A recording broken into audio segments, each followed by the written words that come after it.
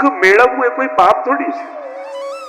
દરેકને સુખના સાધનો જોઈએ છે અને સુખી થવું એ કોઈ પાપ નથી. સમાજ સુખી થાય એના માટે તો ધર્મ છે. તો ઘણી વાર આપણે એટલું બધું સાંભળીએ, વૈરાગીઓ ને સંન્યાસીના મુખે જયારે એવું સાંભળીએ, આ બધું બંધન ને આ બધું પાપ ને આ બધું પતન ને આ બધું, આ ગ્રહસ્થનો આ જ ધર્મ છે. ગ્રહસ્થી આ જ રીતે રહેવાનું. ધર્મ એમ ઈચ્છે છે કે તમે બધા જ ખૂબ સુખી થાઓ અને એ જ તો ધર્મનું ફળ છે. સુખ જ તો છે, દુઃખી થવા માટે થોડી ધર્મ છે. અને કોઈ દુઃખ અને ભગવાન એને કોઈ મેળ થોડી છે. ઘણાને એમ જ થાય કે બસ દુઃખી રહે ને ભગવાન મળે, સુખી ના મળે. એવું કોને? ભાગવતમાં બધા જ રાજા મહારાજાઓની જ કથા છે. લગભગ 99% જોશો તો બધા રાજા મહારાજાઓની જ કથા છે. સુખની સામે કોઈ વિરોધ નથી. અને ઘણાને વિરોધ એમ થાય, આ તો કેમ થયા સુખી, અમે તો જાણીએ નામ છે. લોકો ન થઈ શકે ને એટલે સુખીના દોષો જોવા લાગે. આ સમાજની બહુ કમી છે. સુખનો વિરોધ જે સમાજ કરતો રહે છે, સમાજ ક્યારેય ઉન્નતિને પામતો નથી. સુખને સહયોગ કરો, સુખી વ્યક્તિથી પ્રેરણા લો, પ્રભુ પાસે આશીર્વાદ માંગો કે આવું અમારું છે.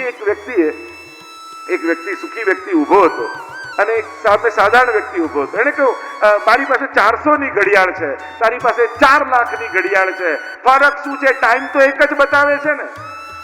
ત્યારે પેલા સુખી વ્યક્તિએ કહ્યું, ના, એક જ નથી બતાવતો. તારી 400 ની ઘડિયાળ તારો ટાઈમ બતાવે છે, મારા 4 લાખની ઘડિયાળ મારો ટાઈમ બતાવે છે.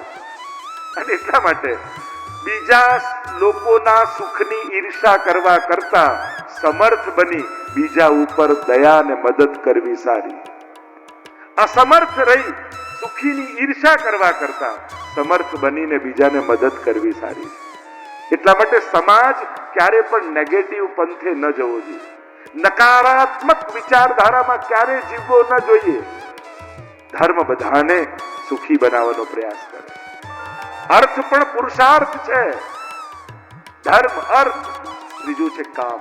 દરેકના જીવનમાં કોઈ ને કોઈ કામનાઓ રહેલી છે અને કામનાઓ તો જીવનનો ફોર્સ છે ને, સોર્સ છે.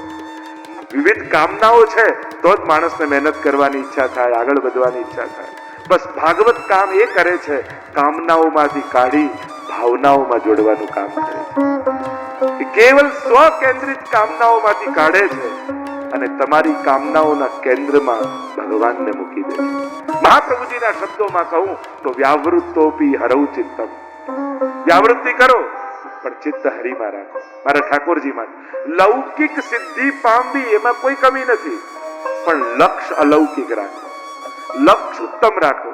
ખૂબ મારે કમાવું છે અને કમાઈશ ને, આવી હોસ્પિટલ બાંધીશ, આવી સ્કૂલ બાંધીશ, આવું મંદિર બાંધીશ, આવું ભગવત ધામ બાંધીશ.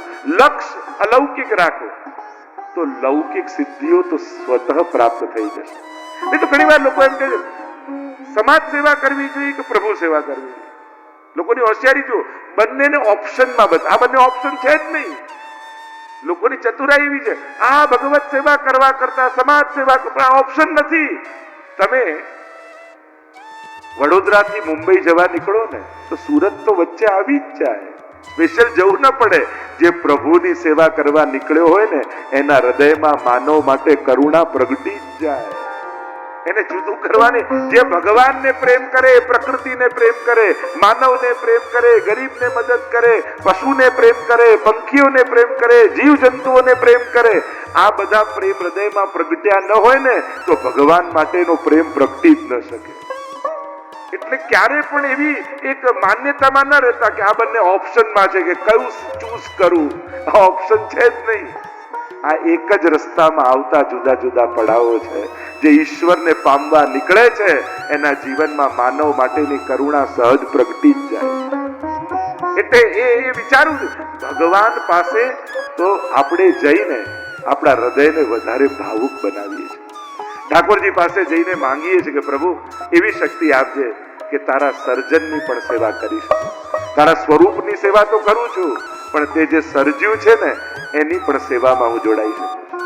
એટલે બહુ સહજ છે.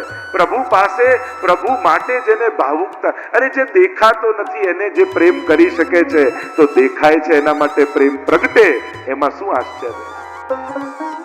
એટલે કોઈ આવા લોજિક આપતું હોય ને, માનવ સેવા કે પ્રભુ છે, આ બંને ઓપ્શન ન માનતા. આ પ્રભુ તરફ જવાના પડાવો છે. માનવની જોડે પ્રેમ કરતા, સેવા કરતા કરતા કરતા જ્યારે એના મનમાં એ આત્માનો ભાવ જાગશે કે આ બધાનું સર્જન કોણે કર્યું છે, આ બધાને સુખી કરી કોણ શકે છે, તો કે પરમાત્મા.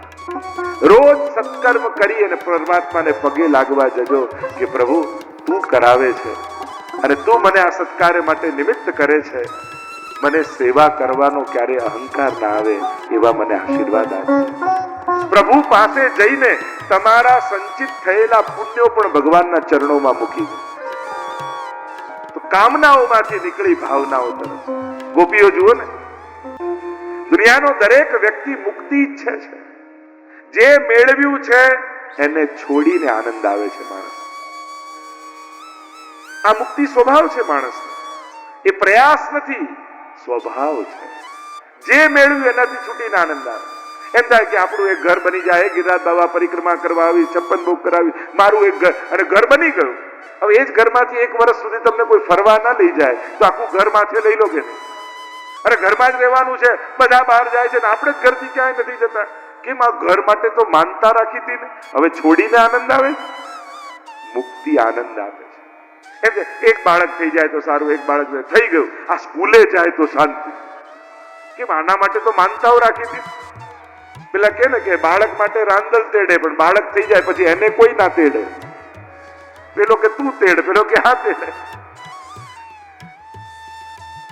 આજ માણસ જે મેળવ્યું છે એનાથી મુક્ત થઈને આનંદ આવે.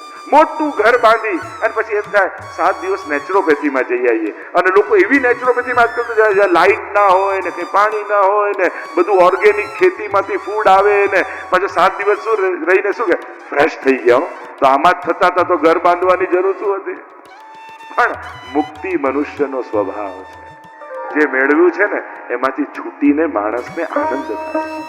તો 4 પ્રકરણની ચર્ચા. ધર્મ પ્રકરણમાં દક્ષની કથા આવી. 16 કન્યાઓ, 13 કન્યા ધર્મને પરણાવી અને ત્યાં મનુની કન્યાના વંશમાં બોલો યજ્ઞ નારાયણ ભગવાન કી જય. યજ્ઞ નારાયણ પ્રગટ થયા છે. અહીંયા 13 કન્યાઓ ધર્મને પરણાવી, 14મી કન્યા સ્વાહા અગ્નિદેવને પરણાવી. એટલે જ યજ્ઞ કરતા હતા સ્વાહા સ્વાહા, કારણ કે અગ્નિદેવની પત્નીનું નામ છે સ્વાહા. પિતૃ યજ્ઞ હોય ત્યારે સ્વધા સ્વધા બોલીએ, કારણ કે પિતૃની પત્નીનું નામ છે સ્વધા. અને 16મી કન્યા સતીના વિવાહ મહાદેવજી સાથે થયા. પ્રશ્ન કર્યો કે મહાદેવજીનો દક્ષ જોડે વેર કેમ બંધાયો? કયું? પ્રવેશ કર્યા સભામાં, મહાદેવજી પ્રભુના ધ્યાનમાં હતા, ઉભા ન થયા. ઉભા ન થયા અને અમને આ દક્ષને અપમાન જેવું લાગ્યું. મોટું પદ, સત્તા, પ્રતિષ્ઠા મળીને અને માણસ જેટલો મોટો થતો જાય ને એટલી નાની નાની વાતોમાં અપમાનનો અનુભવ કરતો જાય. એક વસ્તુ યાદ રાખજો, તમને દુનિયામાં ભગવાન કેટલાય સમર્થ બનાવે, ગમે તેટલા સમર્થ બનાવે, પણ તમારું સામર્થ્ય ક્યારે પણ ભગવાનની ભક્તિને આડે ન આવી જાય એના માટે સાવધાન રહેજો. કારણ કે જયારે સાધારણ હોઈએ ત્યારે ગમે ત્યારે હવેલીમાં પહોંચી જઈએ, કથામાં પહોંચી જઈએ, સત્સંગમાં પહોંચી જઈએ, પછી સામર્થ્ય આવી જાય, આપણને ક્યાં જે ફોન કર્યો છે, આપણને ક્યાં કથાનું ઇન્વિટેશન મળ્યું છે, આપણને ક્યાં બોલાવ્યા છે, પછી આપણી મોટાઈ આપણી ભક્તિને આડે આવવા લાગે. અને ત્યારે મનુષ્ય સાવધાન થઈ જવું કે મારું સામર્થ્ય સમાજને બતાવવા માટે બરાબર છે, પણ મારું સામર્થ્ય ભગવાનને ન બતાવવા. કારણ કે પ્રભુ તો સર્વ સમર્થ છે. મારું તો સામર્થ્ય આજે છે ને કાલે નાય રહે, પણ સર્વ સમર્થ તો હરી છે. તો પ્રભુના દર્શન એટલે પોતાના અહંકારનું વિસર્જન. જયારે ઠાકોરજી આગળ ઉભા હોઈએ, કોઈને પોતાના ધનનું સામર્થ્ય હોય, મદ હોય, અને ઠાકોરજીના વક્ષ સ્થળમાં કૌસ્તુભ મળીને જુએ ને એમ થાય આ એક કૌસ્તુભ મળીની આગળ મારા જેવા તો કરોડો લોકો સમાઈ જાય. એટલે ધનનું સામર્થ્ય ઓગળી જાય. કોઈને રૂપનું મદ હોય, પ્રભુને જુએ, અરે રૂપ તો આને કહેવાય કે જે શાશ્વત સુંદર છે. મારી સુંદરતા તો આજે છે ને કાલે નહીં રહે, એટલે રૂપનો મદ ઓગળી જાય. કોઈને બળનું મદ હોય, મારા જેવો તાકાતવાન કોઈ નહીં, ભગવાનને જુએ અને થાય કે ભ્રુકુટી વિલાસથી જે સૃષ્ટિનું વિસર્જન કરી નાખે, એની આગળ મારું સામર્થ્ય શું કામ?